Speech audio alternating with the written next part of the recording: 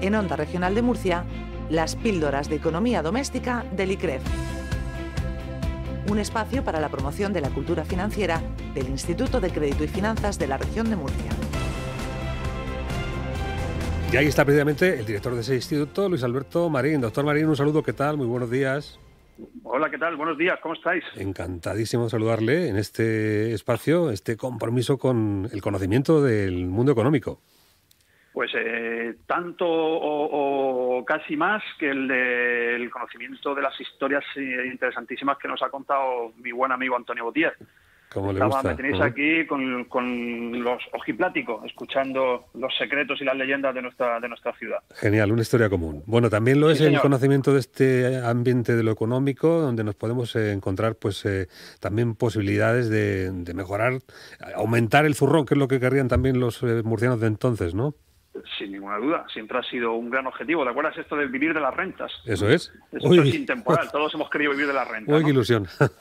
¡Qué sueño! Bueno, pues en eso estamos, en esta parte del mes que estamos dedicando a la inversión, hablando de renta variable, recordar aquellos productos financieros cuya rentabilidad no era fija, sino que dependía de una serie de factores. Bueno, pues la semana pasada el doctor Yagüe, coordinador del Máster de Finanzas de la UMU, pues nos dio unas pautas de qué era esto de las acciones, cómo funcionaban, y hoy vamos a seguir profundizando en ese aspecto, ¿no? Vamos a ver qué influye en el precio de las acciones cuando uno va a comprarlas y, sobre todo, dónde se compran acciones, ¿no? Vamos a hablar un poquito de bolsa, ¿no? De, bueno, qué comisiones hay que pagar, cuál es el horizonte que yo tengo que marcarme para obtener una rentabilidad más o menos aceptable en inversión en renta variable. Y ya en siguientes semanas pues iremos subiendo un poquito el nivel, iremos hablando un poquito de diversificación de la cartera.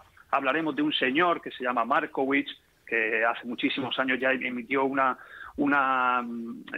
teoría que seguro que conocéis, tiene un nombre financiero, pero es la teoría de no pongas todos los huevos en la misma cesta. Bueno, iremos subiendo un poquito, ¿no?, el nivel para hacer, al final convertirnos en unos avezados inversionistas. Bueno, pues sin más os dejo con el doctor Pepe Yagüe, el profesor de finanzas de la UMU. Bueno, ya nos escucha. Doctor Yagüe, un saludo, ¿qué tal? Hola, buenos días. Ya ve usted que el doctor Marín...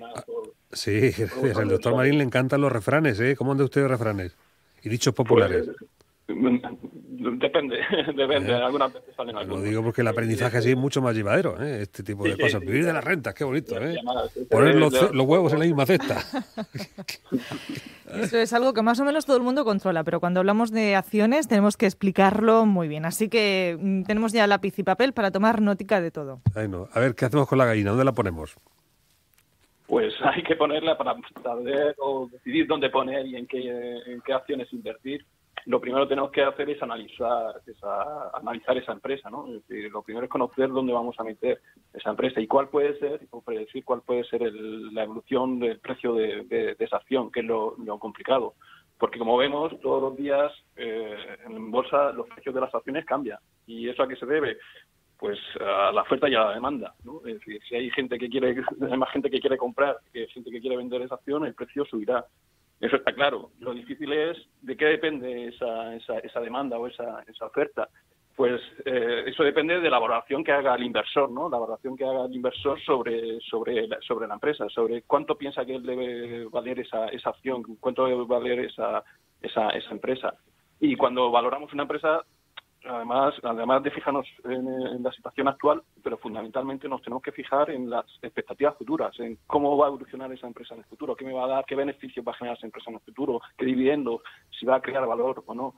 Y entonces, para eso, los analistas, los inversores, lo que hacen es recoger información, todo tipo de noticias, todo tipo de información sobre aquellos factores, aquellas variables que pueden afectar a la valoración de esas empresas. Y básicamente, resumiendo mucho, esos factores se pueden agrupar en dos grandes sacos, en factores propios de la empresa y en factores macro, ¿no? En factores generales. Por ejemplo, en factores propios de la empresa, específicos de la empresa, los analistas, los inversores, ¿en qué se fijan? Pues en cualquier noticia sobre cuando las empresas publican sus cuentas de resultados, porque eso les permitirá ver cuál es la situación económica y financiera de esa empresa y, sobre todo, cuál puede ser su evolución. O también información sobre el plan de negocios de esa empresa para los próximos años, el lanzamiento de nuevos productos. O, por ejemplo, noticias sobre fusiones o adquisiciones. Y un ejemplo claro lo tenemos hace unos días con la fallida fusión del BBV con el Sabadell. Cuando se produjo esa noticia, pues el BBV se disparó ese día y el Sabadell cayó. Por tanto, factores que van a afectar a la marcha futura de la empresa. Pero claro, no solamente depende de factores internos, sino también de factores externos. Claro, hablamos de muchos factores que son impredecibles, incluso para los más expertos, pero claro, mucho menos para quien no sabe de esta cuestión. Lo que nos lleva al planteamiento fundamental de a quién debemos dirigirnos, ¿no?, para realizar una inversión acertada en esto de renta variable. Claro, aquí a la hora de invertir lo importante es formarse y conocer, ¿no? El conocimiento. Y qué mejor que, hombre, si nos formamos y nos investigamos por nosotros mismos, pues nos podemos lanzar, pero es más aconsejable acudir pues a profesionales que nos asesoren, que nos informen, y de hecho existen esos profesionales, ¿no? Los analistas financieros, que se encargan todos los días de seguir cada empresa, de recopilar esa información, noticias que le permitan predecir la evolución futura. Y esos son los analistas que nos dan recomendaciones de compra o recomendaciones de venta de las distintas acciones en función de los análisis, las técnicas de valoración, los análisis que ellos hacen sobre esa empresa, ¿no? Estos analistas, por supuesto, no son las hermanitas de los pobres, trabajan a comisión, supongo, y además posiblemente también tengan en sus objetivos algún interés sobre carteras particulares, ¿o no? Hombre, sí, no, eso también es, muchas veces se ha criticado que a lo mejor las recomendaciones de compra y de venta pueden estar sesgadas por distintos motivos, pero vamos a suponer que todos son profesionales y yo creo que hay que asumir que esos profesionales hacen su labor de investigación, de recopilación de información y de fijar el posible valor hacia el cual puede entender el precio de las acciones de acuerdo a criterios objetivos y también subjetivos, ¿no? Porque aquí lo que tratamos de hacer es predecir el futuro y a lo mejor una misma información que nos llegue a distintas personas la podemos interpretar de distinta forma, ¿no? Y quien gana más, quien gana dinero en bolsa o que pues tiene una mayor rentabilidad en bolsa es aquellas personas que interpretan mejor esa información, ¿no? Y en la apuesta acertada, ¿no? Bueno, ¿qué coste tiene toda esta operación, doctor Yagüe? Predecir el precio es como si predecir el futuro de las acciones, como predecir el futuro. Sí. Es complicado. Si pudiéramos predecirlo, a lo mejor no estaríamos aquí, estaríamos en otro sitio, ¿no? Claro, bueno, y ese conocimiento, ese esfuerzo profesional, ¿cómo se remunera? Claro, bueno, se remunera con las comisiones, pero por un lado están los analistas financieros, que son los que nos dan esas recomendaciones de compra y de venta, pero si nosotros queremos operar en bolsa, ¿no? Es decir, si queremos meter nuestra orden en el mercado o lanzar una orden al mercado para comprar o vender, lo que hay que acudir es a una empresa de servicios de inversión, al conocido, ¿no? A los brokers, ¿no?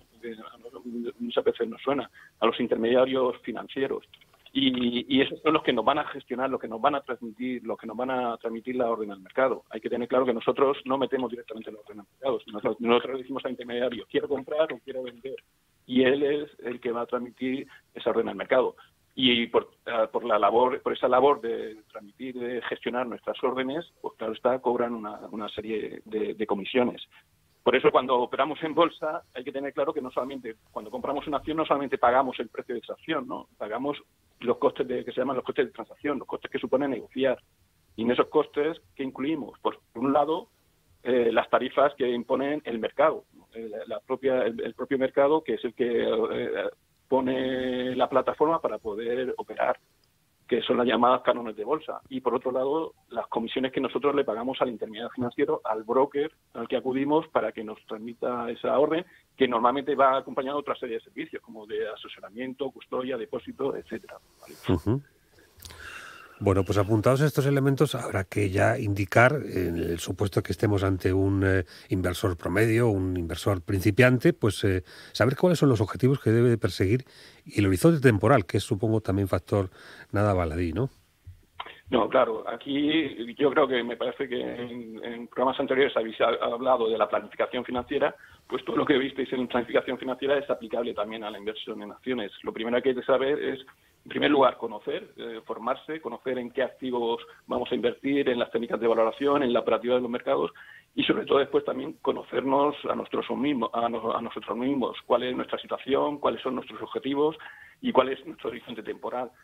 Yo para un principiante en bolsa le aconsejaría que, aunque hay gente que que opera, cuyo horizonte temporal en bolsa es muy corto, incluso en el intradía a corto plazo, pero para un inversor en promedio, un inversor principiante, hay que recomendarle una inversión a más largo plazo, un horizonte temporal de 3, 4, 5 años para obtener una rentabilidad durante ese periodo. Es decir, si yo necesito el dinero dentro de 6 meses o dentro de un año, yo no recomendaría a nadie invertir en bolsa, ¿no? Por los riesgos, la rentabilidad, los riesgos que conlleva esa inversión en este tipo de activos. A lo mejor una horizonte temporal a más largo plazo.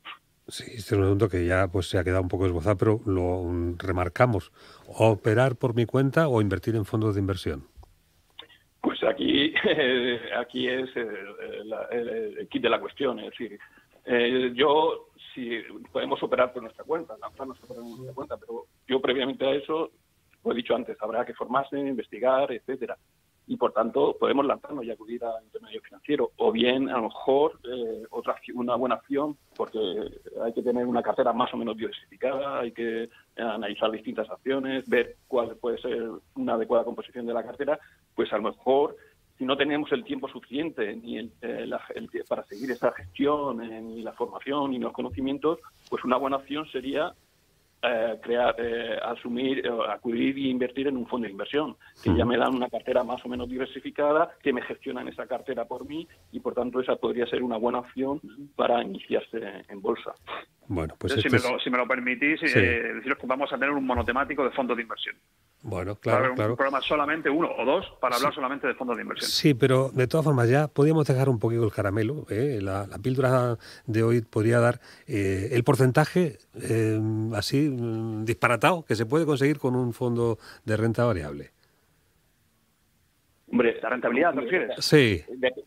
Depende, ¿no? Depende de porque dentro de los fondos de inversión de renta variable también hay distintas composiciones. Hay renta variable internacional, renta variable mixta, renta variable, es decir, que más centradas en el mercado doméstico. Sí, pero digamos una cifra para concluir, un porcentaje así que diga, mira, se ha llegado hasta esto, por ejemplo. ¿Cuánto te quieres arriesgar?